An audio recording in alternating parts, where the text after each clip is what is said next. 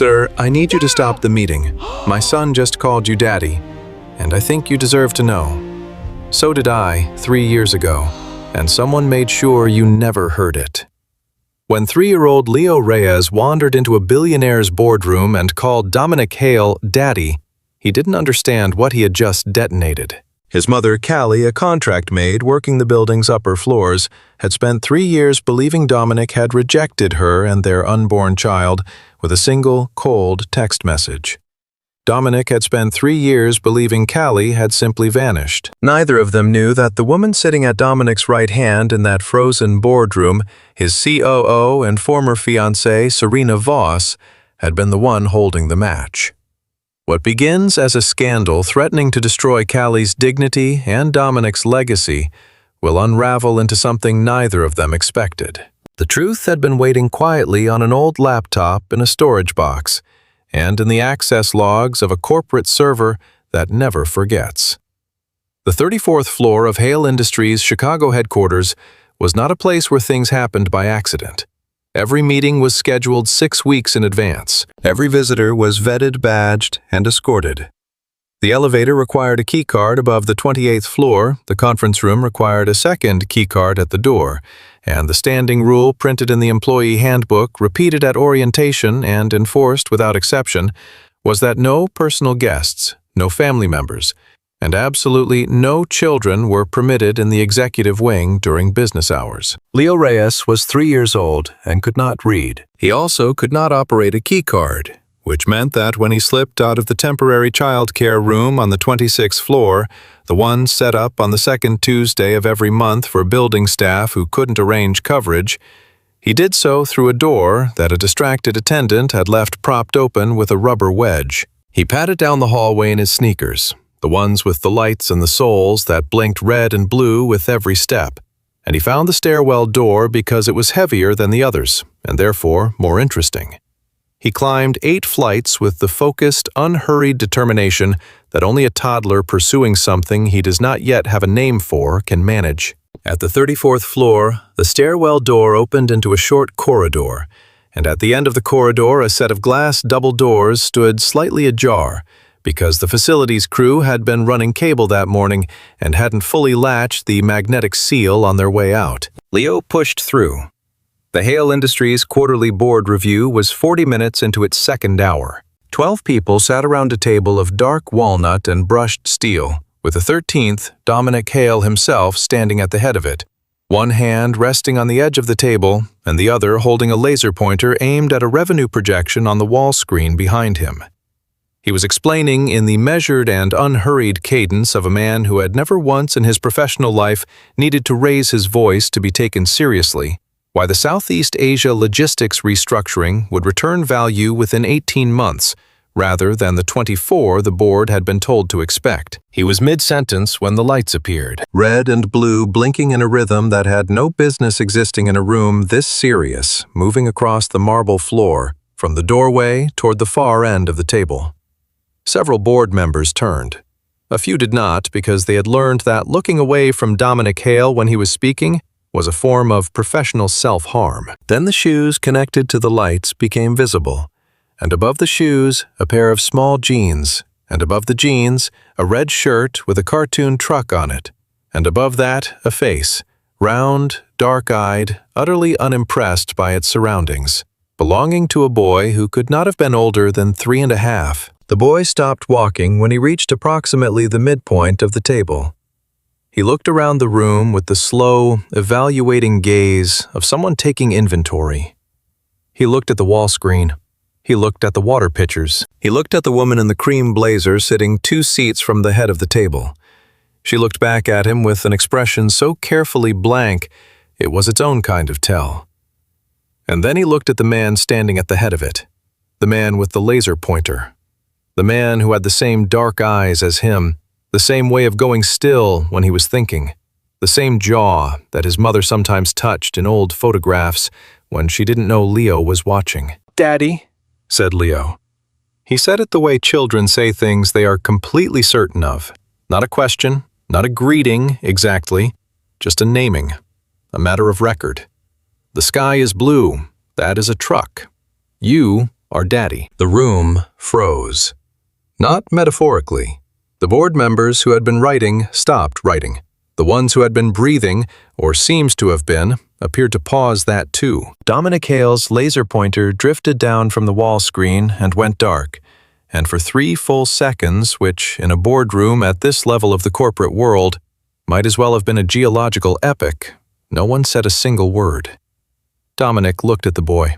The boy looked back at him, patient in the way of someone who has already said what needed to be said and is now simply waiting for the world to catch up. Then the door behind Leo opened, and Callie Reyes came through it. She was wearing the uniform gray slacks, white button down the small silver name badge clipped to her breast pocket, and she was breathing hard from the stairs, and there was a streak of window cleaner on her left forearm that she hadn't noticed yet. And for 1/2 second before she registered the 12 board members and the wall screen and the man at the head of the table, her entire focus was on Leo, and she said, "There you are," with the particular exhale of a mother who has been scared and is now relieved and is about to be something else entirely. Then she looked up. Dominic Hale. 3 years had done what 3 years do. Settled something in his face, made the authority that used to sit on him like a borrowed suit seem native to him, now fit precisely. He was 34. He looked it in all the ways that matter and none of the ways that diminish. He was looking at her with an expression she could not immediately classify, something between recognition and a question he hadn't finished forming yet. Callie crossed the room in 12 steps. She crouched down, took Leo by the hand, and straightened up. Her chin was level. Her voice, when she spoke, was quieter than she intended it to be, but it did not shake. "I'm sorry," she said to the room in general and to no one in particular. "He got out of the child care room downstairs. It won't happen again." She turned toward the door. "Callie," Dominic's voice. She had not heard it in 3 years and 4 months, and she had not spent any time at all thinking about what it would feel like to hear it again, which was how she knew she had spent an enormous amount of time thinking about exactly that. She stopped. She did not turn around immediately. Leo looked up at her, picking up on something in the quality of her stillness that interested him. "Stay," Dominic said. It was not a request phrased as a request.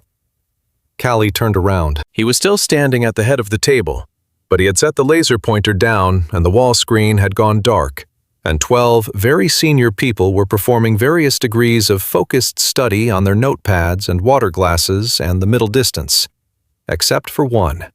Serena Voss sat 2 seats from Dominic's left. She had the kind of beauty that announced itself without effort, and the kind of stillness that was the product of a great deal of effort.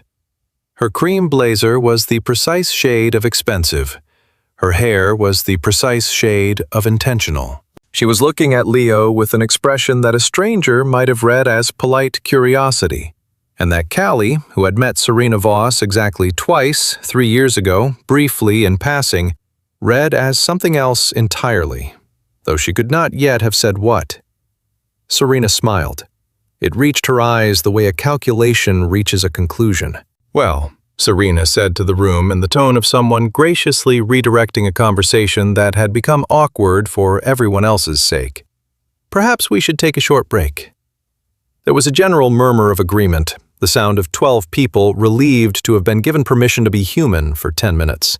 Chairs shifted. People stood. Someone refilled a water glass with the careful attention of a man pretending he had not just witnessed something that would be discussed in whispers for the next 6 months.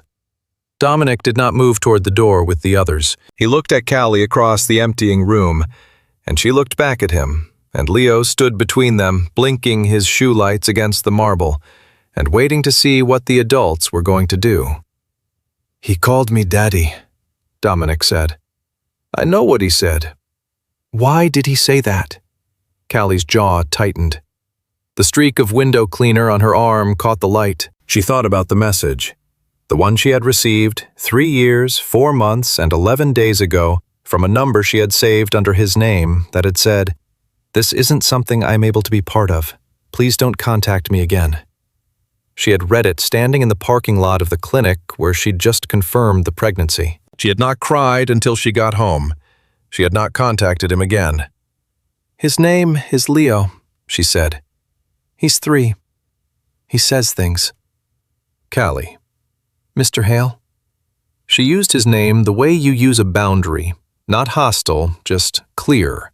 The way you place a hand on a door to indicate it is not going to open further. "I apologize for the interruption. I'll speak with the child care coordinator about improving supervision." "I'm not asking about supervision." "I know what you're asking." The last board member filed out. The room was empty except for the 3 of them, and the hum of the climate control and the soft, rhythmic blink of Leo's shoes. Dominic looked at Leo for a long moment.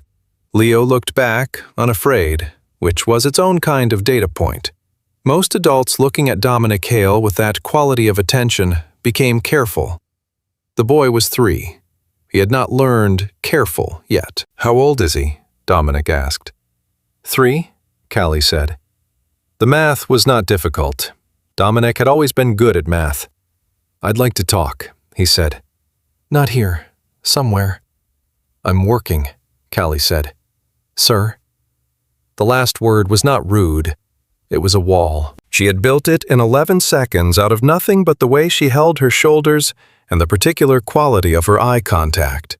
And Dominic Hale, who had negotiated contracts on 4 continents and stared down hostile takeover attempts without blinking, recognized a wall when he saw one. He reached into his jacket pocket and produced a card. He held it out. She didn't take it. "There's a number on the back," he said. "My direct line, not the assistant." After a moment, she took the card. Not because she intended to use it, because taking it was faster than not taking it. She picked up Leo, who immediately rested his chin on her shoulder, and regarded Dominic with the calm, heavy-lidded gaze of someone who has decided something and sees no reason to elaborate.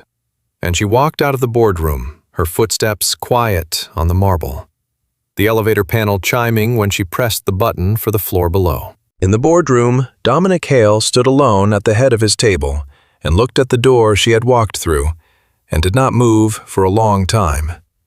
In the hallway outside, Serena Voss was speaking quietly into her phone. Her back was to the elevator bank. Her voice was smooth, controlled, the voice of someone managing a situation rather than reacting to one. She said 2 words before she caught herself and lowered the call. "Handle it." She glanced over her shoulder. The elevator doors had closed. She finished the call in a tone so light it might have been discussing lunch reservations, and she went back into the boardroom and she touched Dominic's arm and she said, "Don't let this rattle you," with exactly the warmth of someone who has a great deal of stake in him not being rattled. Dominic looked at her hand on his arm. Then he looked at the door again. "It's not rattling me," he said. He picked up the laser pointer. He turned the wall screen back on.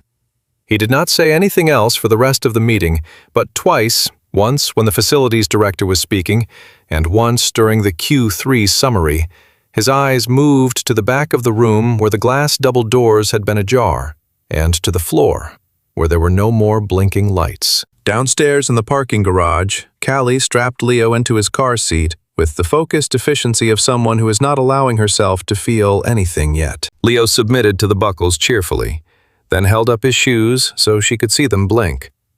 "Light," he said by way of explanation. "I see them, buddy." "Daddy has dark eyes," Leo said in the observational tone he used for everything. "Like me." Callie closed the car door. She stood in the parking garage for a moment with her hand on the roof of the car, breathing the particular smell of concrete and engine oil and recycled air. And she thought about 3 years, 4 months, and 11 days. She thought about the clinic parking lot. She thought about the message, "Please don't contact me again." She had not. She had done exactly what it asked. She had built a life, a small one, a careful one, a good one, on the foundation of having done exactly what was asked, and she had never once let herself wonder whether the asking had been real, because wondering that was a door she could not afford to open and still function. She got in the car. She pulled out of the garage into the gray Chicago afternoon. Leo hummed something tuneless in the back seat. His shoes blinked. She drove. She did not look at the card in her jacket pocket, but she did not throw it away. Callie did not go home directly. She drove to her mother's house first because Leo needed lunch, and because her own apartment felt on certain afternoons like a place that asked her questions she didn't want to answer. Her mother's house on the west side asked different questions, older ones, the kind she had built up scar tissue around over the years. Rosa Reyes was 57 and had been cleaning other people's houses since she was 22. She had cleaned for the Hallowells on the North Shore for 11 years, then for the Mercer family in Lincoln Park for 6, then a string of smaller contracts that filled the calendar the way small contracts do adequately, without grandeur. She was a woman who had made a particular peace with the world, the kind of peace that looks like contentment from the outside and like endurance from close in. And she loved her daughter with the specific ferocity of a woman who has given a child everything she had and is still not sure it was enough. She was in the kitchen when Callie came in, making the kind of soup that required actual attention, the one with the dried chilies and the pork and the hominy, the one that had been Callie's grandmother's recipe and was only made on days when Rosa sensed that something was wrong without yet knowing what. "You made pozole," Callie said, setting her bag down. "I was in the mood." Rosa did not look up from the pot. "Leo, come here and let me look at you." Leo went. He submitted to his grandmother's inspection, the forehead kiss, the cheek pinch, the evaluation of whether he'd grown since Tuesday, with the long-suffering patience of a beloved grandchild, who has learned that this process has a fixed duration and resistance only extends it. Callie sat down at the kitchen table and pressed her palms flat against the surface, the way she did when she was trying to keep something inside herself from migrating upward. "Something happened today," Rosa said. Not a question. "Leo got out of the childcare room." "I know he got out. You texted me from the parking garage. What happened when he got out?" Callie was quiet for a moment. Leo had gone to the living room, drawn by the television, and his presence there, visible through the doorway, entirely absorbed in something with dogs in it, was both a comfort and a complication. She lowered her voice. "He walked into the 34th floor board meeting," she said, "of Hale Industries." Rosa turned from the stove. Her expression was exactly as careful as Callie expected it to be. And Dominic Hale was running it. The kitchen was quiet, except for the slow bubble of the soup and Leo's television program. Rosa set the spoon down on the rest beside the stove. She turned fully and looked at her daughter with the expression she had been calibrating for 3 years, the one that said, "I have opinions about this, and I am choosing my moment." "Leo saw him?" Rosa asked. "Leo called him Daddy," Callie said, "in front of the entire board." Rosa sat down across from her daughter. She was quiet for a long time, which was unusual for her. Rosa Reyes was not a woman who used silence as her primary communication tool. "What did Hale do?" she said finally. "He asked me to stay. Gave me his direct number." Callie paused. "I left." "Did you tell him anything?" "No." "Callie, I didn't tell him anything, Mama, because as far as I'm concerned, he already knows. He knew 3 years ago, and he told me not to contact him." Rosa's mouth thinned. She had opinions about that message, too, about the night Callie had come home and sat at this same table and shown it to her, about the way her daughter's face had looked when she read it. She had opinions she had mostly kept to herself because Callie had made her choices, and Rosa respected choices, even when she disagreed with them.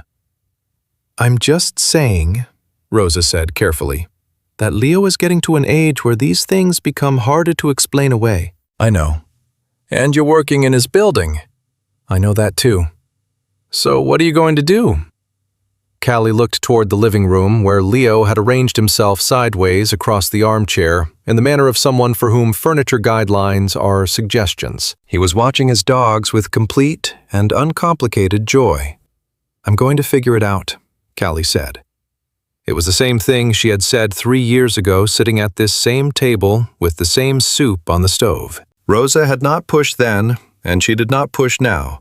But she got up and went back to the stove, and she stirred the pozole with the particular kind of attention that means, I am giving you space, but I am not finished with this. Callie sat at the table. She slid her hand into her jacket pocket and found the card. She held it there between her fingers without pulling it out. It was heavier than a business card had any right to be. Thick stock, no gloss, the name in small raised letters. She had not looked at it directly since he put it in her hand. She thought about the number on the back, the direct line, not the assistant. She thought about the way he had said, stay, not please stay, or wait, or excuse me, just stay.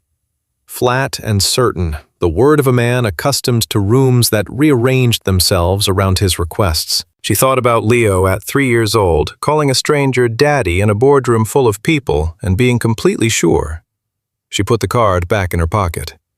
She did not pull it out again that evening, or that night, or the next morning when she dropped Leo at his regular daycare and drove back toward the Hale Industries building for the second day of her contracted cleaning rotation, which was her job, which she needed, which she was going to do without allowing yesterday to alter her professional behavior in any measurable way. She got as far as the lobby security desk before her phone buzzed. An unknown number. Chicago area code. She almost didn't answer. Then she remembered that she had given him nothing. No number, no email, no anything. And that the number on her phone was the same number she used for contract work, which was on the building's employment roster, which a man who owned the building would have access to inside of 20 minutes if he wanted it. She answered. I'd like to meet, Dominic said. No preamble, no assistant's voice first, no hold music. Just him. Today, if possible. Not in the building. Callie stood in the lobby with the security guard, pretending not to listen from 6 feet away. I'm working today, she said. I know. I'm asking you to take the morning. I'll have your contract coordinator approve the hours. Mr. Hale. Dominic. A pause. We used to be on first names. That was a different time. Yes, he said. It was. That's what I'd like to talk about. She looked at the elevator bank. The security guard was studying his desk monitor with the aggressive focus of a man who has made a career decision to hear nothing. There's a coffee place on Wacker, she said. Blue awning, 8:30. I'll be there. She hung up. She stood in the lobby for another 3 seconds, weighing something she couldn't name. Then she turned around and went back through the revolving door into the gray morning. Because she had made the call, and she would not unmake it, and because whatever was about to happen in that coffee shop, it was better than waiting for it to happen somewhere she had less control over. The pozole, she thought, for no particular reason, had been very good. Leo had eaten 2 bowls. The coffee place on Wacker had a blue awning and 12 small tables, and the kind of ambient noise level espresso machine street traffic filtered through glass, 2 people arguing pleasantly about a podcast near the window that made private conversation possible without requiring whispers. Callie arrived 4 minutes early. She ordered a black coffee she didn't particularly want and took the table in the back corner, the one with the sight line to the door, because she had grown up in houses that belonged to other people, and she had learned early the value of being able to see what was coming. Dominic arrived at 8:29. He was in a different suit than yesterday, charcoal, no tie, the kind of casual that costs more than formal. And he came in alone, which surprised her because men like Dominic Hale did not typically go places alone. They moved in the company of assistants, security staff people whose job was to create the physical impression of importance. He walked through the coffee shop without looking around and came straight to her table, which meant he had scanned the room before she saw him do it, which was its own kind of information. He sat down. He did not order anything immediately. He looked at her in the flat, assessing way she remembered, not unkind, just precise, as though he were establishing baseline data. You look well, he said. You didn't ask to meet to tell me that. No, he agreed. The espresso machine fired. Someone laughed by the window. I want to know about Leo, he said. Leo is 3 years old, and his last name is Reyes, and he goes to Sunshine Cooperative Daycare on Tuesdays and Thursdays, and he is not currently a subject for discussion between you and me without my agreement on the terms of that discussion. Dominic was quiet for a moment. He had the particular stillness of a man who has learned that reacting immediately is a form of information leak. You're protecting him, he said. Of course I'm protecting him. He's my son. He may also be my son. The word may was doing considerable work in that sentence. Callie picked up her coffee and set it down again without drinking it. What do you want, Dominic? I want the truth. The truth, she said. And there was something in the way she said it, flat, almost quiet. The tone of someone who has had a conversation inside their own head so many times it has worn grooves in the flooring. Is that I told you 3 years ago, and you told me not to contact you again. The stillness broke. Not dramatically, nothing that someone at the next table would have noticed, but she saw it. A small tightening around the eyes, the fractional shift of a man who has heard something that doesn't fit. I told you what, he said. I sent you a message. She kept her voice level. When I found out I was pregnant, I sent you a message and you responded. What did I respond? You said it wasn't something you could be part of. You said not to contact you again. She looked at him steadily. Which I did not do. Dominic was completely still now, the way deep water is still with a great deal of movement underneath it. I never sent you that message, he said. You're saying I imagined it. I'm saying I never sent it. His voice was even controlled, but there was something underneath it she had not heard in it yesterday. Not anger, not defensiveness, but the careful, deliberate tone of a man picking up an object he suspects might be evidence. What number did it come from? Callie shook her head. It doesn't matter. It came from your number. My number. The one you had saved. Yes. Do you still have the message? I deleted it. She had deleted it the night she received it, standing in the parking lot of the clinic, because keeping it had seemed like the kind of self-inflicted pain she was not willing to carry. I deleted it 3 years ago. Dominic looked at the table. She watched him running something. She could see it in the quality of his attention, the way his eyes moved slightly to the left, the way they did when he was working through a sequence. She had forgotten she knew that about him. I'm going to ask you to do something, he said. And I need you to understand that I'm not asking because I doubt you. What do you want to ask? I'd like Leo to have a DNA test. She had known it was coming. She had known it from the moment he said, I want the truth, in that particular tone.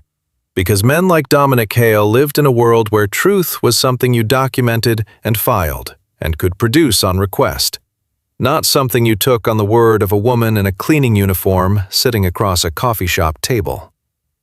No, she said. He looked up. Callie. Not yet. She held up one hand. I'm not saying never. I'm saying not yet, and not on those terms. Leo is 3 years old. He doesn't understand what a test means. He doesn't understand what any of this means. I will not put him through something medical and strange and upsetting because you need a document. Then what do you need? He asked. To agree to it. It was a better question than she expected. She looked at him for a moment. I need you to talk to me first, she said. As a person, not as a legal situation. I need you to tell me what you actually remember about that time. About when She stopped. About that spring. Something moved across his face. Not reluctance, not discomfort, something older than either of those things. What I remember, he said slowly, is that you left. You were working at the Lakeshore House, and you were there, and then 1 week you weren't. And when I asked my assistant at the time about it, I was told your contract had ended early by mutual agreement. I didn't agree to end it early. I know that now. Did you look into it? He was quiet for a moment. No, he said. I didn't. She had expected that answer. It still cost her something to hear it. Why not? She said, not accusing, actually asking. He picked up the menu that was standing between the salt and the napkin holder and set it flat on the table, and then set it back up again. A gesture so small it probably didn't even register to him, but she recognized it as the Dominic Hale version of looking away. "Because I had been told there was no story there," he said. "I accepted that. I moved on." A pause. "That was a failure of judgment. I'm acknowledging that." "You moved on to Serena," Callie said. Not acidly, just noting. "Serena and I ended the engagement 14 months ago." Callie looked at him. "I didn't know that. It wasn't public." He finally flagged down the server and ordered an espresso, and when the server left, he turned back to her. "Can I ask you something?" "You can ask." "Did you want to send the message, or did you feel like you had to?" She held very still. It was the right question, which made it the most uncomfortable one. "Both," she said finally. "I wanted you to know. I didn't want to need anything from you." Those two things were both true at the same time. He nodded, as though this confirmed something he'd been hypothesizing. "The message you received," he said. "The one from my number. Can you describe it? I told you it said, not the content, the number. Was it exactly the number you had, or was something different?" She frowned. "Why would something be different?" "I'm asking if you noticed." She thought back. The parking lot, the clinic's pale brick exterior, the screen of her phone held in both hands. She had been shaking slightly, which she hadn't admitted to anyone. The message had come in while she was sitting in the car. "It was your number," she said. "I recognized it." "But did you compare it digit by digit to the number you had saved?" The parking lot, the screen. She had been shaking. "No," she said slowly. "I didn't." Dominic picked up his espresso when it arrived. He drank half of it, looking somewhere over her shoulder at nothing in particular, and she watched him fitting something together in his mind with the quiet, unhurried precision of a man who builds things for a living and has learned that rushing a structure causes it to fail. "Callie," he said, "I want to find out what actually happened. Not for legal reasons, not for the board, because if what you're telling me is true, and I believe it is, then someone used my name to tell you that your child, that possibly my child, wasn't worth my time. And I'd like to know who." She looked at him across the small table. The coffee shop noise continued around them, indifferent and ordinary. Somewhere on Wacker, a bus exhaled. "The test?" she said. "I'll agree to the test. Thank you. But I want it to be private, not through your legal team. A private lab, neutral results to me first." "Done. And I want you to know," she paused. This part was harder. "I'm not here for money. I'm not here for a settlement or a custody arrangement or any of that. I just need Leo to know the truth. Whoever he is and whatever this turns out to be, Leo deserves the truth." Dominic looked at her.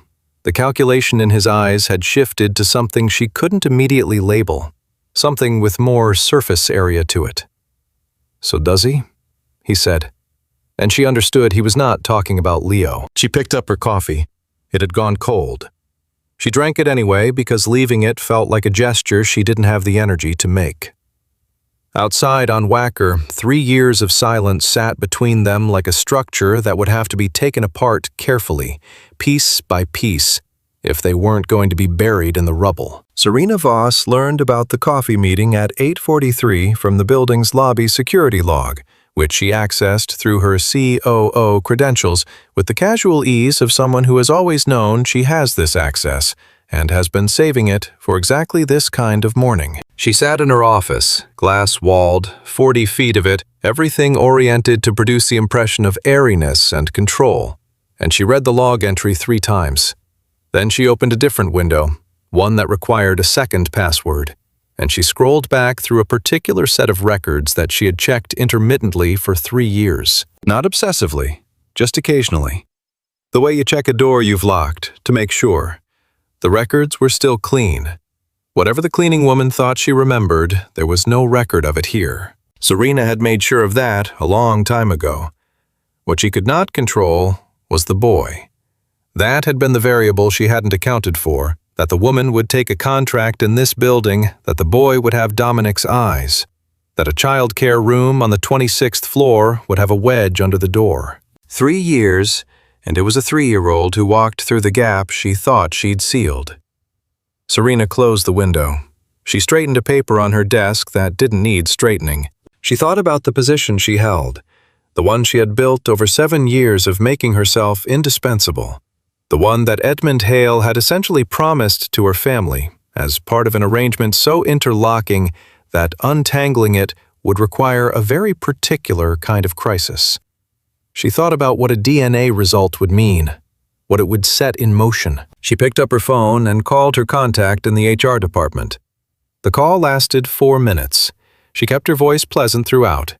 When she hung up, she had initiated the paperwork to flag Callie Reyes's contract for review on grounds of the child care room incident, breach of building visitor protocol, potential liability for unauthorized minor on an executive floor. It was not termination, not yet. It was a formal inquiry which would require Callie to respond, which would take time, which was what Serena needed right now.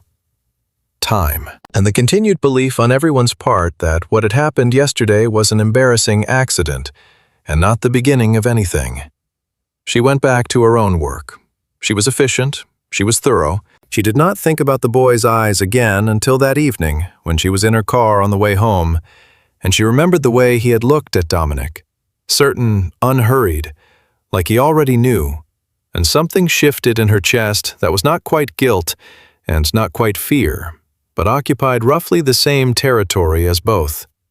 She turned up the music. She did not permit the feeling to develop further. That same evening, Callie went to her mother's house to pick up Leo, who had spent the afternoon there because Rosa had offered, and Callie had needed the hours to think.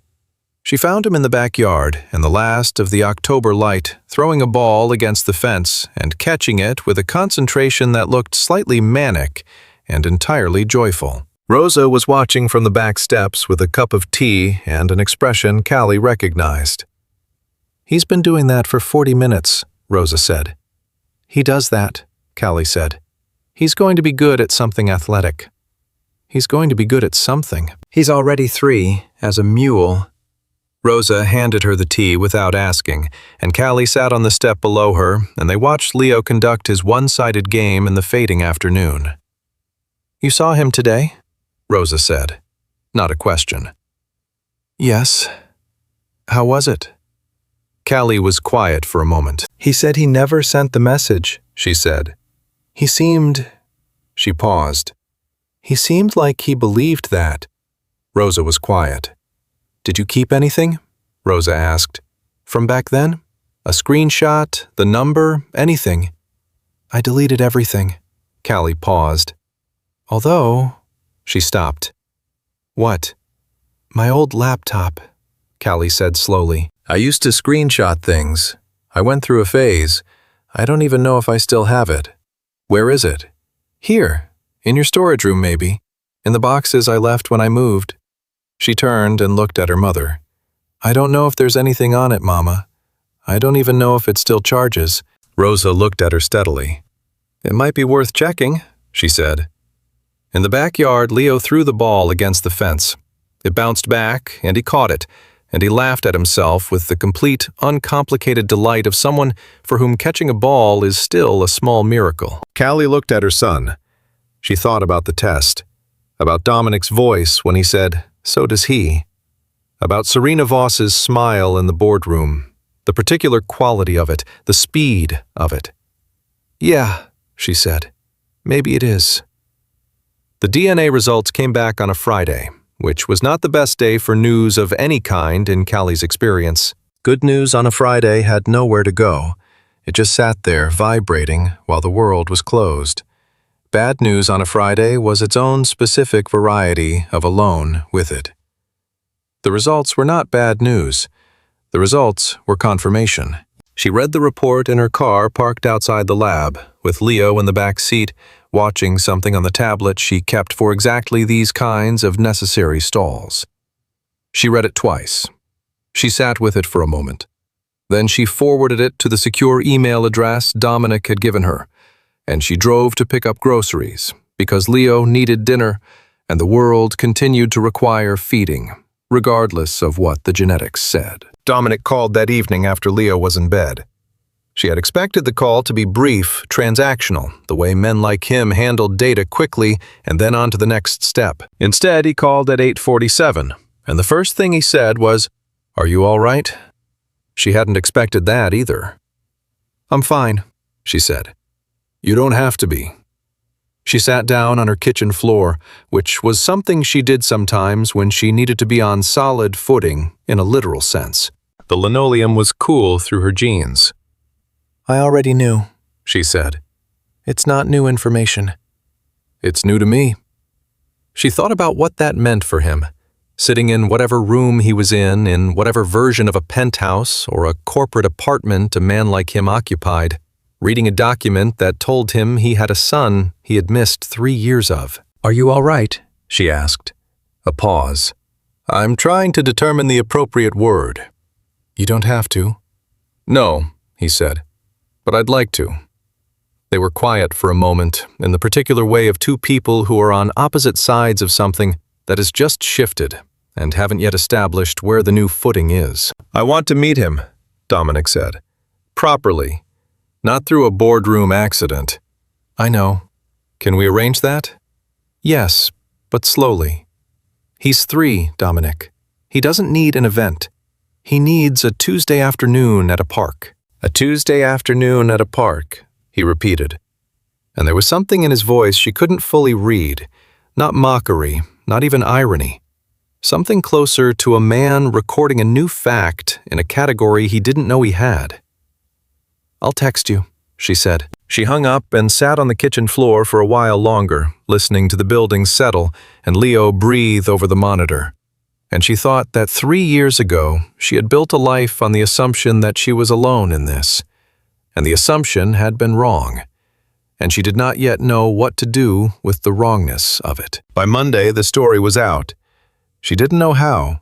She would not know for another week that it had been Richard Caldwell, the Hale Industries board member who sat in the back left corner, and who had a long and documented history of being the person information left the room through, who had told his wife over dinner on Friday, who had told her sister who worked at a financial news blog that didn't usually cover personal matters, but made an exception for a story this specific and this well-sourced. The headline was not kind.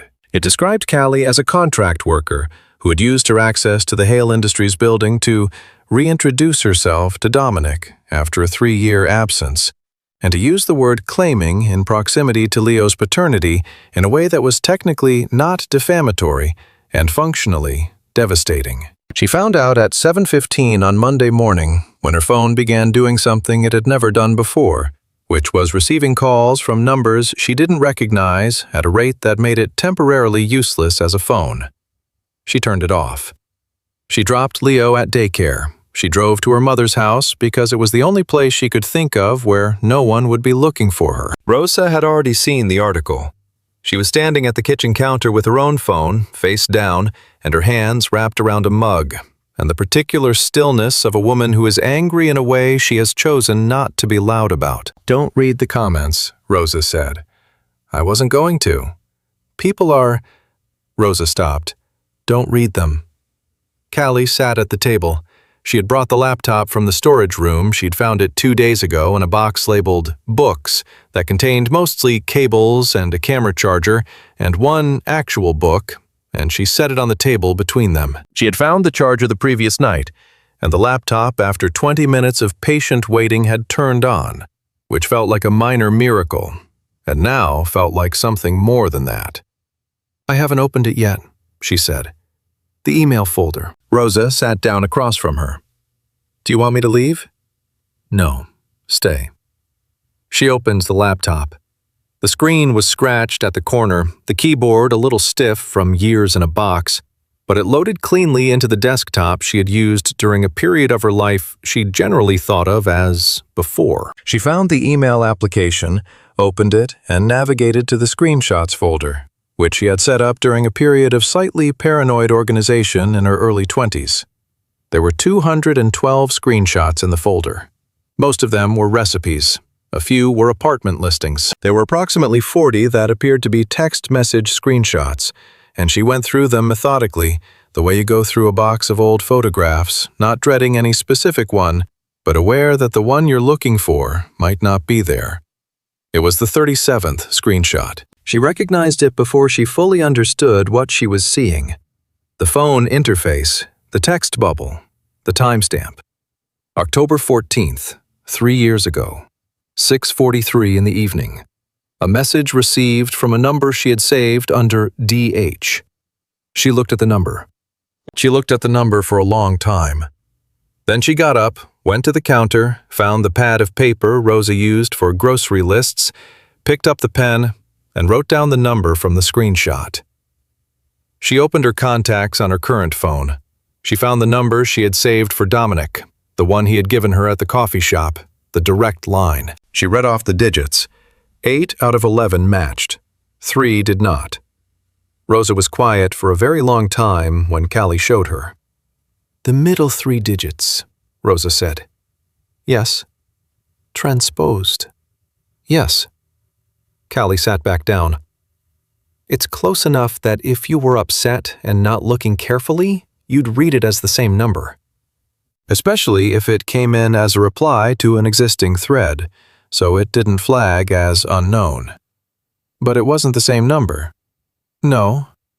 Rosa looked at the screenshot on the laptop screen. She had the expression she wore when she was making a decision about something that was going to cost her peace of mind. "Whose number is it?" Rosa asked. "I don't know. I'd need to look it up, and even then, if it's a burner or a company device, it might not come up in a regular search." "Dominic would know," Rosa said. "If you showed him this." Callie looked at her hands on the table. Outside, a car went by. The sound of ordinary Monday morning continued indifferent to the fact that she was sitting here with a screenshot that meant she had spent 3 years building her life on a response that was never actually sent. "I know," she said. "Are you going to show him?" She thought about it. She thought about the article the word claiming sitting next to her son's name. She thought about Serena Voss and her perfectly timed intervention in the boardroom and the haste with which the HR review paperwork had materialized afterward. "Not yet," she said. "Not until I understand what it means. Because if I'm right about what it means—" She stopped. "If you're right," Rosa said, "then somebody in that building hates you enough to have spent 3 years making sure this never came out." "Not me," Callie said quietly. "They didn't hate me. I was nothing. They hated the possibility of Leo." Rosa was quiet for a moment. "Take a picture of that screen," she said finally. "With your phone, multiple copies. Email it to yourself, send it to me, before you do anything else." Callie picked up her phone. She photographed the screenshot 3 times from slightly different angles, emailed all 3 to herself, sent one to Rosa's phone, and saved one in the cloud storage she used for Leo's vaccination records and other things she could not afford to lose. "Now what?" Rosa said. "Now," Callie said, "I wait, because I don't think I'm the only person trying to figure out what happened." She was right about that. At that same hour, approximately 4 miles east of Rosa Reyes's kitchen, Dominic Hale was in the Hale Industries legal department with his chief legal officer and a tablet showing the article, and he was not discussing the article. He was discussing the pattern. The article was the product of a leak. Leaks had sources, and sources had reasons, and reasons pointed back to interests. Dominic had been tracking interests for 15 years in environments where understanding who wanted what was the difference between a successful acquisition and an expensive disaster. The article had appeared too quickly. The DNA results had been private. The meeting at the coffee shop had been private. And yet the story had enough specific detail to suggest someone with either very good guessing instincts or inside access had been watching this situation. "I want to know who Caldwell told," he said. "That's not—" His CLO, a careful woman named Patricia, started. "I know it's not typical. I'm asking you to do it anyway." Patricia wrote something down. "And the paternity matter, legally speaking?" "The paternity matter is confirmed. Leo Reyes is my son. That's not under dispute. He set the tablet down. What I want to understand is why this story found its way to a news outlet within 72 hours of my first conversation with the boy's mother, and who had the most to gain from it doing so. Patricia looked at him over her reading glasses. She had been his chief legal officer for 6 years, and she had learned to recognize the particular quality of his attention when he had already formed a hypothesis and was gathering evidence rather than exploring. "You have someone in mind?" she said. "I have a question that needs answering first." He stood.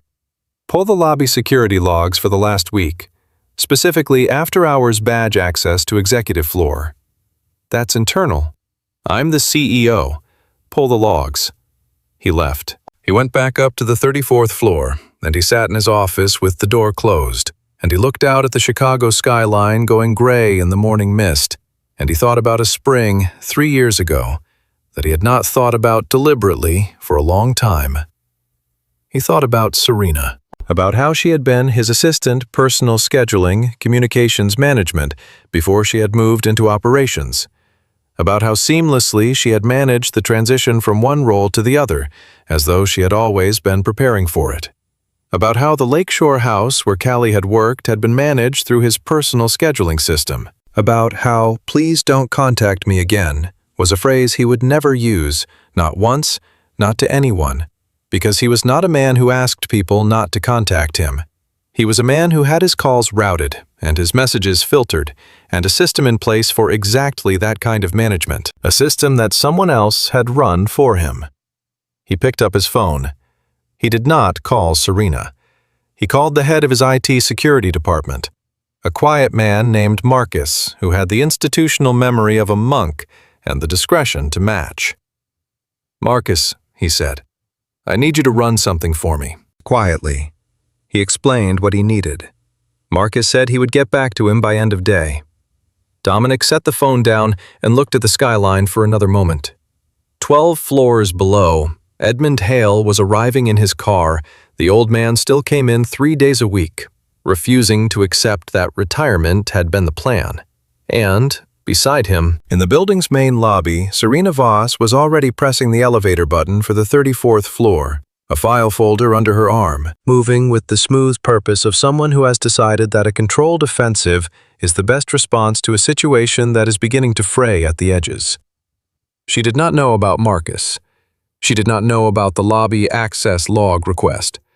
She did not know about the laptop in Rosa Reyes's kitchen, or the photograph of a screenshot, or the 3 transposed digits that were sitting quietly in 3 cloud storage accounts and 2 people's email inboxes. She knew about the article. She knew it had run. She knew that a narrative had been established, the contractor, the claim, the timing, and she intended to reinforce it. She got off the elevator at 34 and went straight past Dominic's office to find Edmund.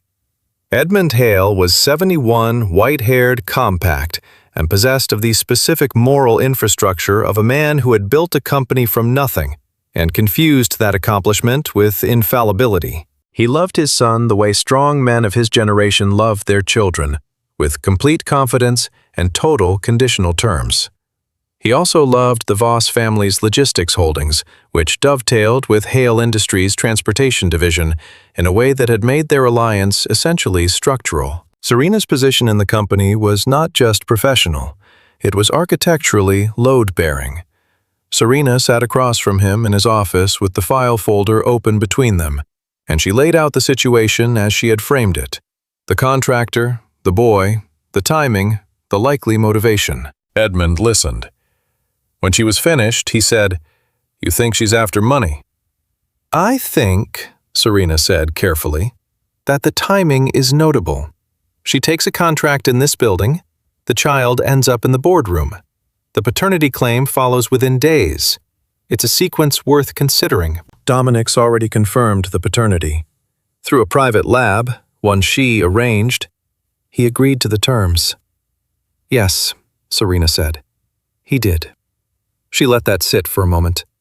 "I'm not questioning the result. I'm suggesting that the legal and corporate implications need to be managed carefully before this woman and whatever advisors she may acquire determine the terms of the conversation." Edmund looked at her. He had known Serena for 6 years, and he liked her, which was not a thing he said about many people. He liked her efficiency, her loyalty, and the way she never required him to explain context twice. "What do you want to do?" he said. "I want to get ahead of it," she said. "Legally. A formal acknowledgement of paternity, on our terms.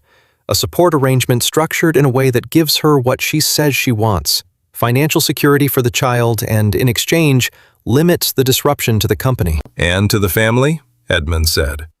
"And to the family." Edmund nodded slowly.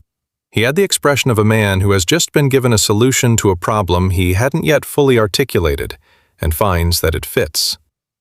"Draft it," he said. "Bring it to me before it goes to Dominic." Serena closed the folder. She stood, straightened her blazer, and went back out through the corridor toward her own office, moving with the same smooth purpose she had carried in, and she did not let herself look in the direction of Dominic's door, because looking at a thing you are managing is how you signal that you are managing it. Behind her, Edmund Hale sat at his desk and called his own attorney and said, "Let's be proactive about the Reyes situation." In his office at the other end of the floor, Dominic was reading the lobby security logs that Patricia had just sent, and his expression was the expression of a man who has been told something that confirms a hypothesis he was hoping was wrong. Serena Voss had badged into the executive floor at 11:47 p.m. on the Wednesday night before the board meeting. Building security records showed she had spent 46 minutes on the floor. The board meeting had started Thursday morning. Dominic read the entry twice. He closed the file. He called Marcus. "I need the device access logs," he said, "for the 3 days before the board meeting. All executive accounts." "That's a big pull," Marcus said. "Start with Serena Voss's registered devices," Dominic said. "And Marcus, this stays between us." He hung up. He sat in his office. The city continued outside the glass, indifferent and enormous, the same way it had been 3 years ago when all of this was happening, and no one who should have known about it did. He thought about a boy with dark eyes throwing blinking shoes across a marble floor. He thought about a woman in a gray uniform standing with her chin level and her jaw tight, saying, "I know what you're asking," in a tone that meant she thought she did, but she might not be entirely right. He thought about the phrase, "Please don't contact me again." He had never in his life sent that message to anyone. Marcus called back at 4:17 p.m. on Tuesday. Dominic was in the middle of a call with the Southeast Asia division head when his secondary phone, the one with Marcus's number programmed in, lit up, and he said, "Hold that thought, Richard," in a tone that did not invite discussion, and picked up. "I found something," Marcus said. He did not say, "I think," or "it might be," or any of the qualifying language people used when they weren't sure. Marcus was a man who communicated in specifics. "Tell me," Dominic said. "There's a device registered under Serena Voss's corporate account, a secondary work phone logged into the system as an executive communication device. It's been active for 4 years. A pause. On October 14th, 3 years ago, at 6:43 p.m., that device sent a text message to a number that is not in our company directory. 6:43 p.m., October 14th.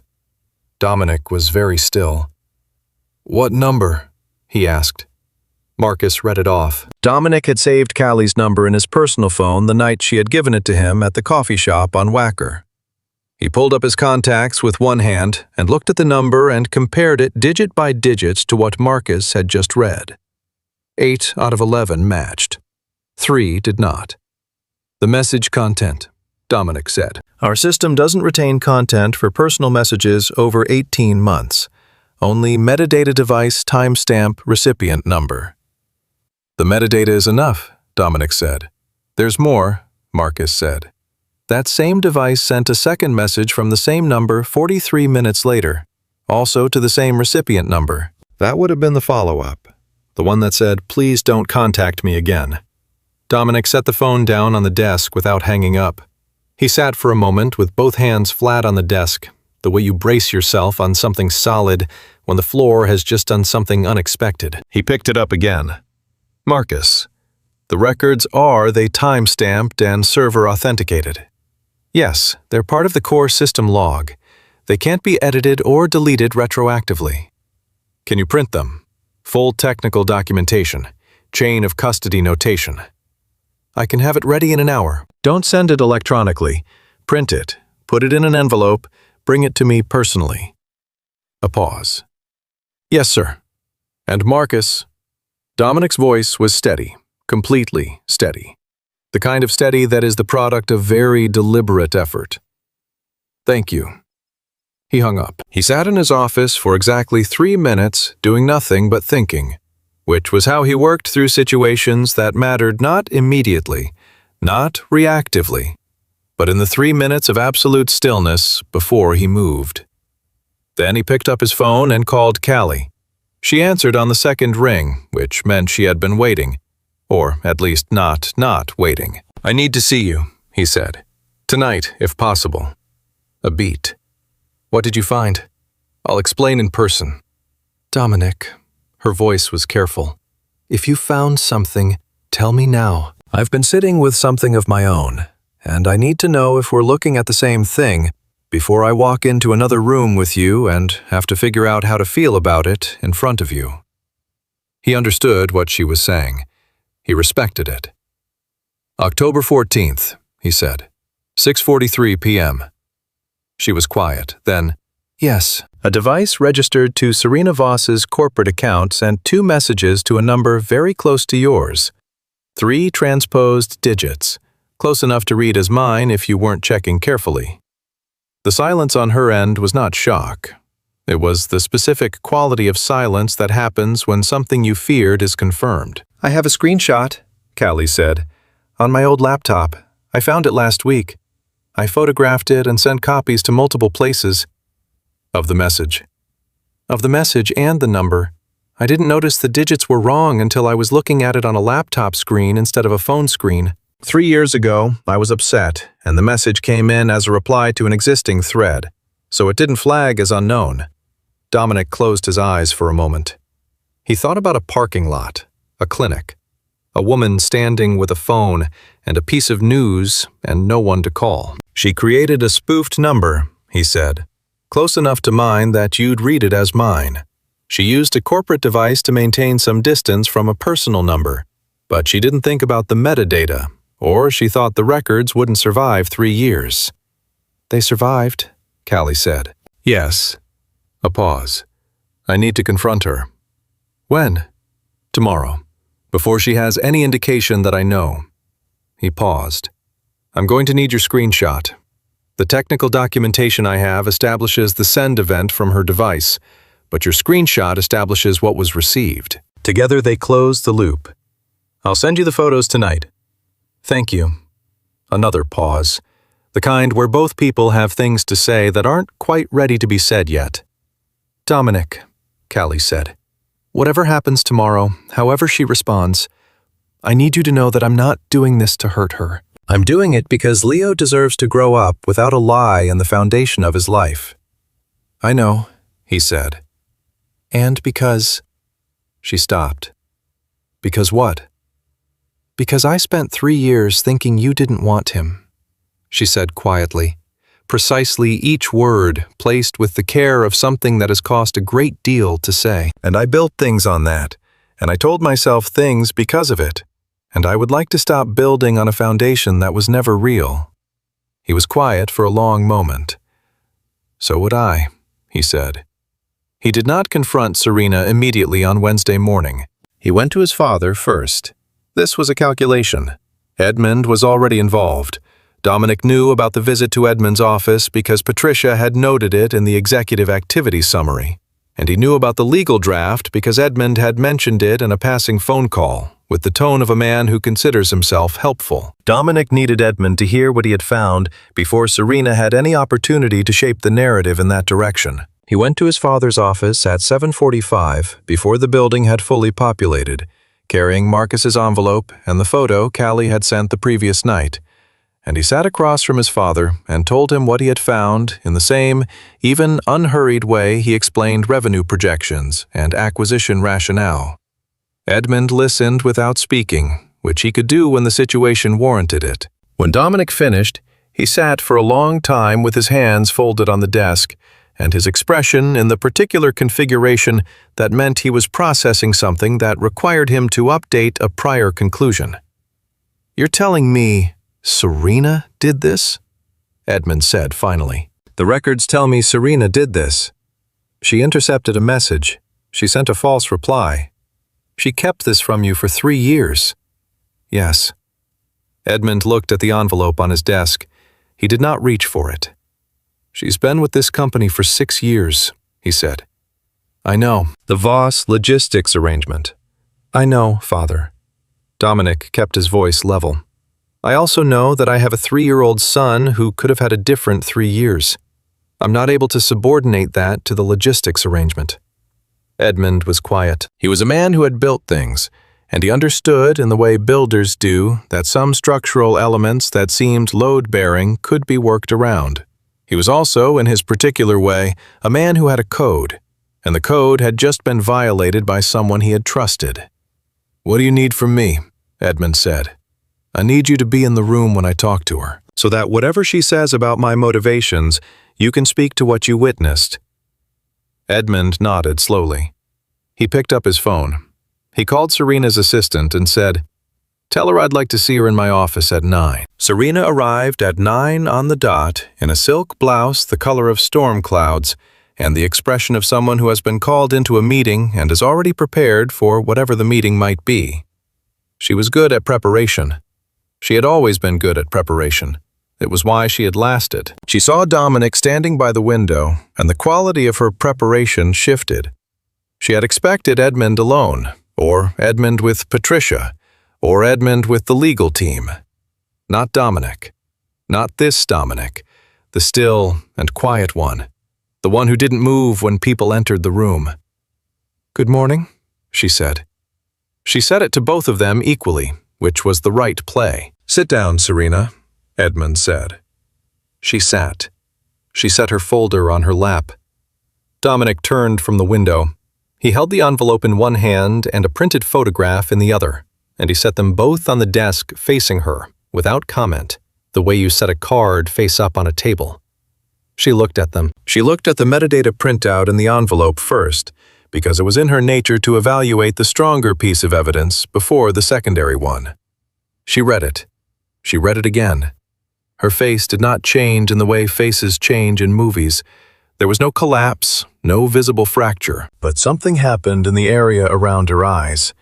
Something that was not quite a calculation and not quite a feeling, and occupied the space between the two.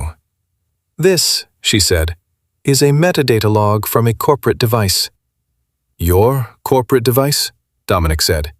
"Registered to your account for 4 years. The IT security director can speak to that. Device logs can be manipulated. Not these, they're server authenticated. Marcus walked me through the technical documentation. The timestamp is embedded in the server record, not the device record. It can't be edited retroactively." Serena looked at the photograph, Callie's screenshot, the transposed number visible in the corner of the old phone interface. "This is a screenshot from a personal phone," she said. "Years old. Easily fabricated." "It corroborates the metadata timestamp to the minute," Dominic said. "And the number is off by 3 transposed digits from mine. Close enough to read as my number in a moment of distress. Far enough to establish it as a different origin, if you're looking." Serena put the folder on the desk. She folded her hands on top of it. She looked at Edmund, and for a moment something passed between them that was the vestige of 6 years of mutual investment, she in his company, he in her potential. "Edmund," she said. "Don't," Edmund said. It was one word, and it closed the door she had been moving toward. Serena looked at Dominic. She had the expression now of someone who has arrived at the end of a strategy and is evaluating the landscape without flinching, which was, in a way, the most honest he had ever seen her. "I want to explain," she said. "Explain," Dominic said. She was quiet for a moment, organizing it. 3 years ago, Dominic, you were in a place that was..." She paused. The company was in a critical phase. Your father was preparing the Voss partnership agreement. There were things in motion that required stability. A complication of the kind that woman was about to introduce, her name is Callie, Dominic said, would have derailed 2 years of negotiation. The timing was, you deleted a message telling me I was going to be a father, Dominic said, and sent a false reply from a spoofed number telling the mother of my child to disappear. And your explanation is that the timing was bad? Serena's jaw tightened. I made a decision that I believed was in the best interests of this company and this family. You made a decision that was in the best interests of your position in this company, Edmund said from behind his desk, and his voice had the quality of a man who has arrived at a conclusion about a thing he had previously refused to examine. There's a difference. Serena looked at Edmund. Something happened in her face. Not collapse, exactly, but the particular expression of someone who has lost the last audience they were counting on. What happens now? She said. Now, Dominic said, I'm going to need your resignation. Today, by end of business, in writing, citing personal reasons. The Voss logistics arrangement will be renegotiated on commercial terms without the family component. My father will speak to your father. I won't make any of this public if the transition is handled cleanly. Serena looked at him for a long time. And if I don't, she said. It was not really a threat. It was the reflex of someone checking whether there's still a door. Dominic picked up the envelope and the photograph from the desk. He held them. Then I file with the board, he said, on grounds of deliberate interference with the senior executive's personal communications and the suppression of information material to a paternity matter. I also pursue this in civil court. The discovery process would be thorough. He paused. Either way, I have what I need. The choice about how public it becomes is yours. He said all of it quietly. He didn't move toward her, didn't raise his voice, didn't use the physical vocabulary of threat that men sometimes reach for in these moments. He simply held the evidence and let the evidence be what it was. Serena sat with it for a very long time, longer than was comfortable, long enough that Edmund shifted in his chair. Then she picked up her folder. She stood. She straightened her blazer. By end of business, she said. She walked to the door. She opened it. She did not look back.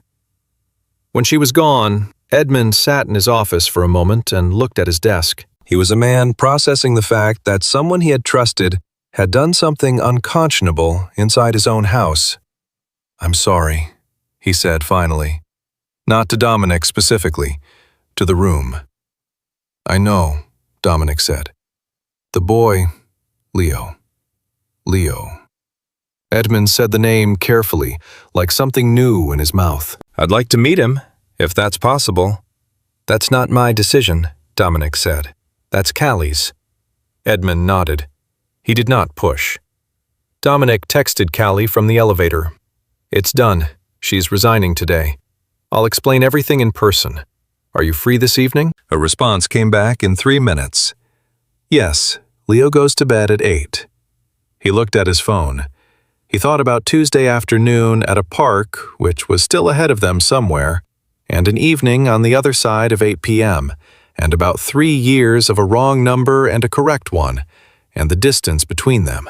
He put his phone in his pocket.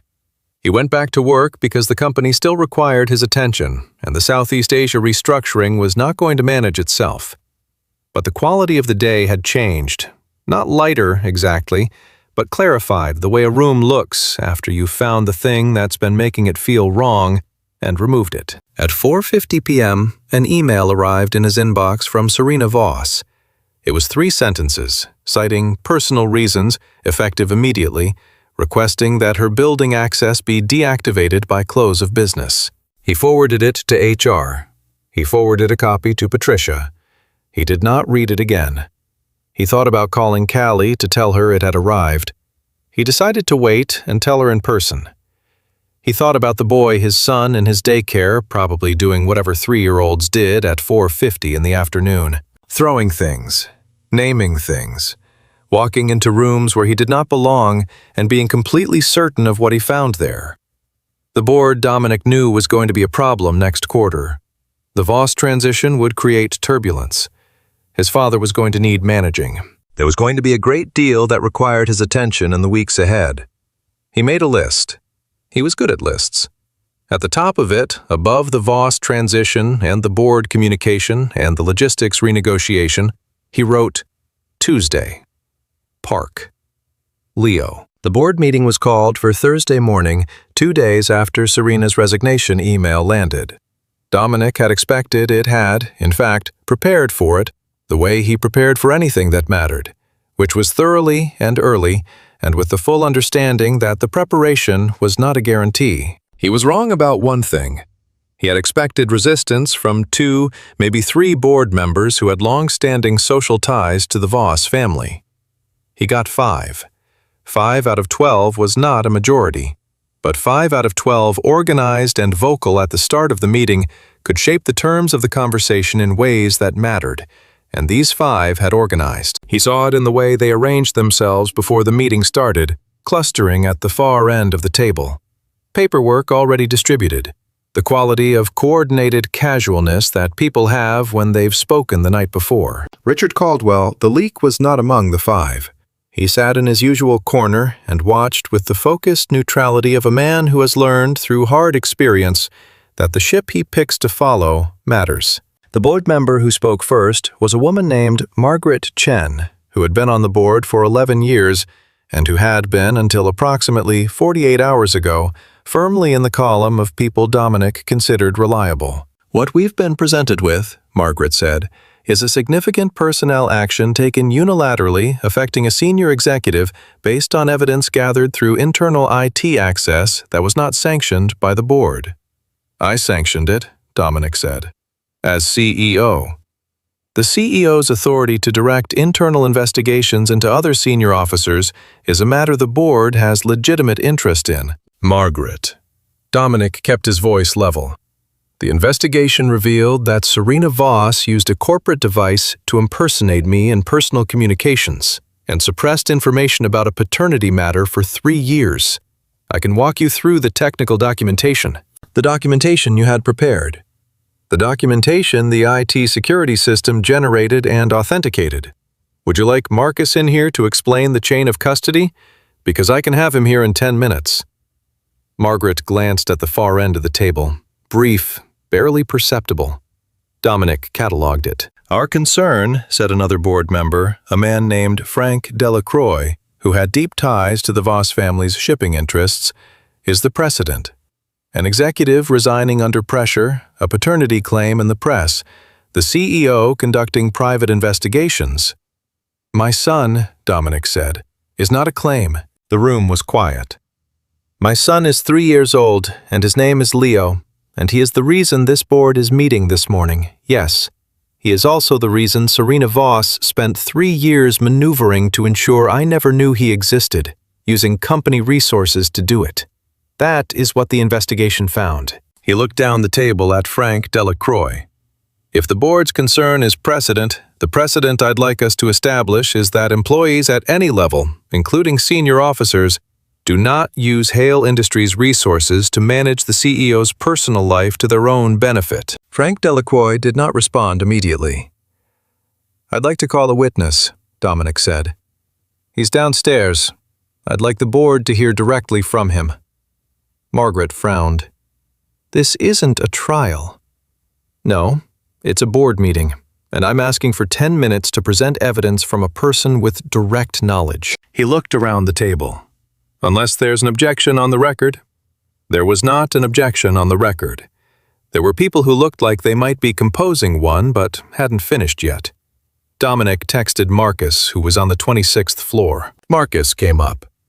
He was a quiet man, early 50s, with the look of someone who has spent most of his career in server rooms and knows exactly how much the people in rooms like this one depend on the infrastructure he maintains. He sat in the chair at the foot of the table, and he explained the device log, the server authentication, the timestamp embedding, and the technical impossibility of retroactive alteration in the same, even unhurried tone he used when explaining things to Dominic. He answered Margaret's questions. He answered Frank's questions. He answered 2 questions from board members who had not previously spoken, and appeared to be genuinely trying to understand the technical material rather than shape a narrative.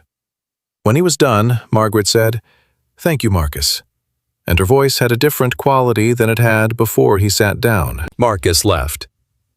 The room was quiet for a moment. "I want to be transparent about what happens next," Dominic said. "The Voss logistics arrangement will be renegotiated on commercial terms separate from any family consideration. That process will be managed by Patricia's office and reviewed by the full board before execution. The COO position will be posted internally and externally on a standard timeline. I am not asking the board to rubber stamp a decision I've already made. I am asking the board to receive the information I've provided and to make its own judgment." He looked around the table. "And I'm asking you to make that judgment, knowing that someone used this company as a tool to keep my son from me. I don't think that's the company any of us are trying to build." The vote, when it came, was 9-3. Not unanimous, not clean, but 9-3 was enough. Frank Delacroix voted against. Margaret Chen, in the end, voted with Dominic, which cost her something in terms of the relationships she'd spent the morning trying to protect. She did it anyway. Afterward, in the hallway outside the boardroom, she caught up with him. "I want you to know," she said, "that I came in this morning believing there was a legitimate governance concern." "There might have been," Dominic said. "I'm not saying every question was asked in bad faith. I'm saying I changed my mind based on the evidence, not based on the politics." She paused. "The boy, Leo, I hope things go well for him." "They will," Dominic said. He went back to his office. He sat down. He looked at the city outside the glass, the same city it always was, enormous and indifferent and continuing. He had won the vote. He had his company. He had the evidence. He had also just spent 3 hours in a board meeting instead of the afternoon at a park he had been thinking about all week. He had the particular feeling of a man who has triumphed at something and is aware that the triumph is not the same as the thing he actually wanted. He checked his phone. No messages from Callie. He thought about that. He thought about what she didn't know, that the board meeting had happened, that it had been close, that the people who had tried to limit the damage of Serena's exposure were people with economic ties to what Serena represented. He thought about the fact that she didn't have his number memorized. She had the card. He thought about the card, and the way she hadn't taken it until taking it was faster than not taking it. And he thought about what that meant about a woman who had spent 3 years not asking for anything from a man she believed had refused her. And he thought about how that woman was tonight putting a 3-year-old to bed at 8 p.m. He looked at the city for 1 more minute. Then he got up, put on his jacket, and left the building. He drove himself. He had not driven himself somewhere without a destination plan in approximately 2 years. He drove north on Lakeshore and then west on Armitage. And then he pulled over and texted Callie. "I know it's not 8 yet. I'm near your neighborhood. Can I come?" 3 minutes. Then, "Leo's still up. Fair warning." He found the address from the employment records, not the way he was proud of, but faster than asking. And he parked outside a building that was the kind of building that did the job it was meant to do, without making a statement about it. 3 floors, red brick, a buzzer panel with small typed labels. He stood on the sidewalk for a moment. He realized, nervous. Not the kind of nervous that came with board votes or acquisition negotiations, where the nervousness had a structure and a timeline and a clear set of possible outcomes.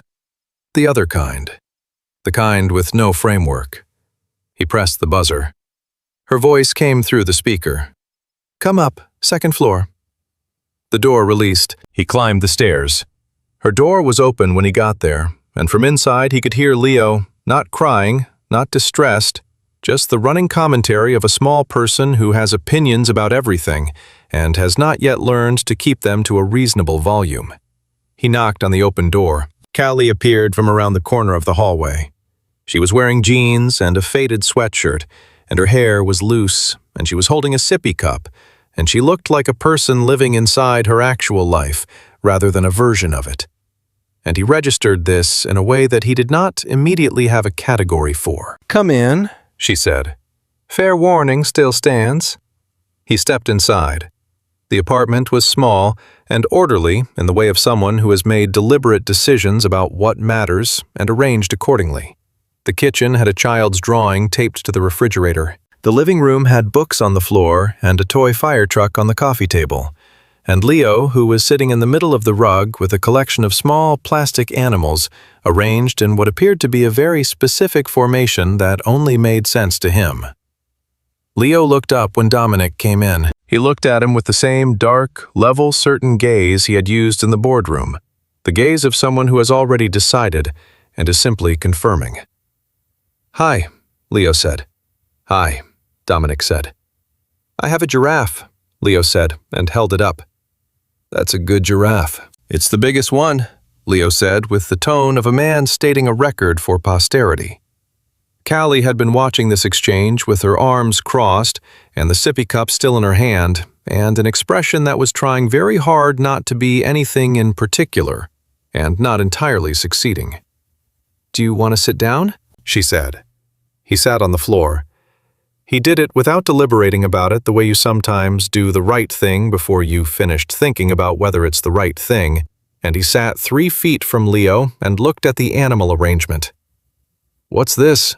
he said. Leo pointed. "That's the herd. They're migrating." He said the word migrating with the particular pride of a child who has recently learned it and is deploying it at every opportunity. "You can have the zebra." He handed Dominic a zebra. Dominic took the zebra.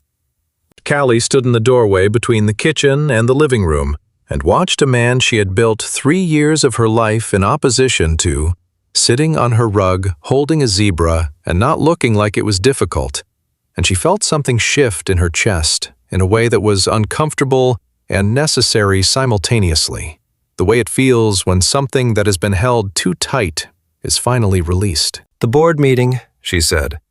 9 to 3, he said. "We held it." "We." "The company. I should say, the company." "Was it close?" "Before Marcus testified? Yes." He looked at the zebra. He explained the device logs. Some of the board had questions in good faith. Most of them, actually. "And the others?" "Have interests that were served by Serena being in that position." He paused. "They'll come around, or they'll rotate off the board. One or the other."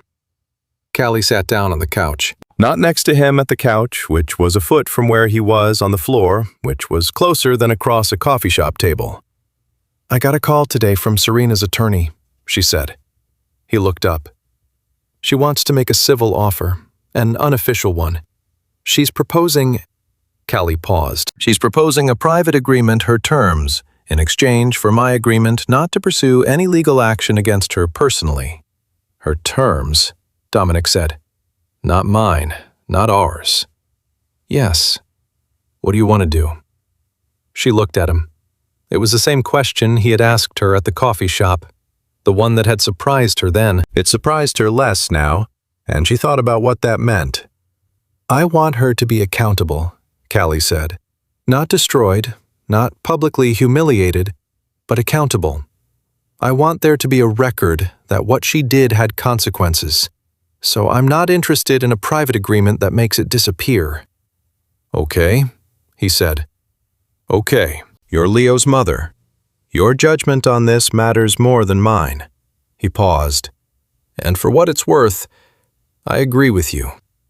Leo had been listening to this conversation with the selective attention of a small person who absorbs more than adults give him credit for. He had arranged his animals into a new configuration while they were talking, and now he looked up from it. "Mama," he said, "is the man staying for dinner?" Callie's expression shifted. Not quite a smile, yet the thing that happens before a smile. "I don't know," she said. "Do you want him to?" Leo considered this with the gravity of a 3-year-old making a significant hospitality decision. "Yes," he said.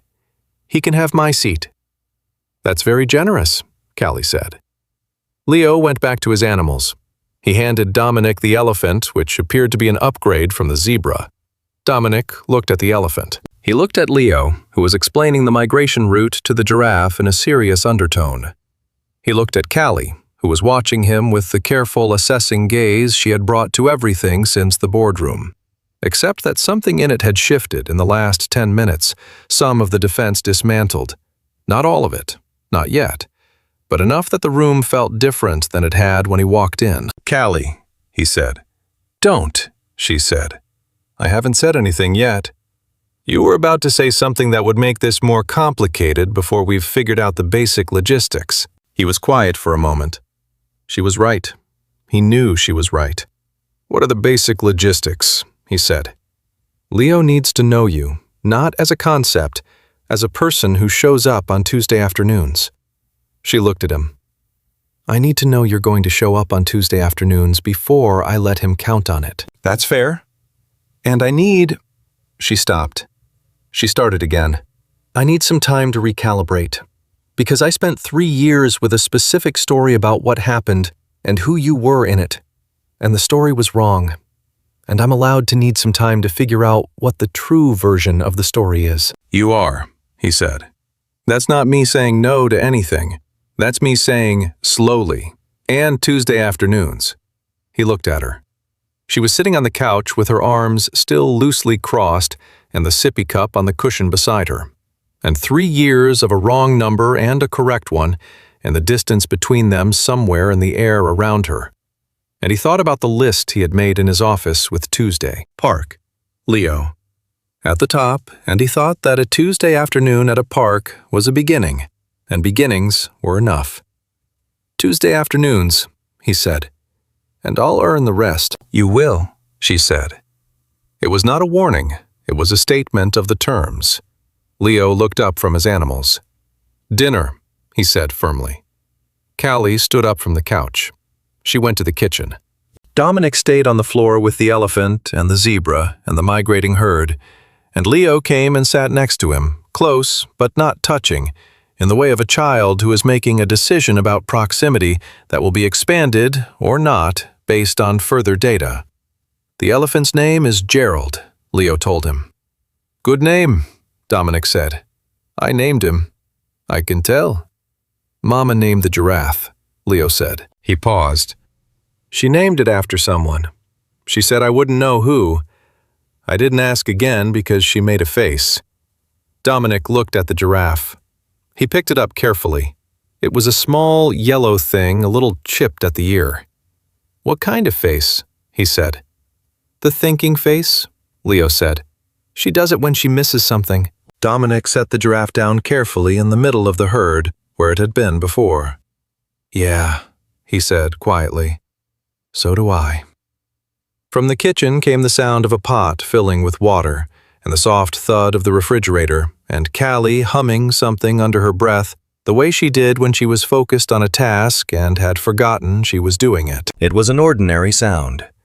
It was the sound of an ordinary evening in a small apartment where a woman was making dinner, and a man was on the floor with a 3-year-old, and the herd was migrating somewhere important. It was not a dramatic sound.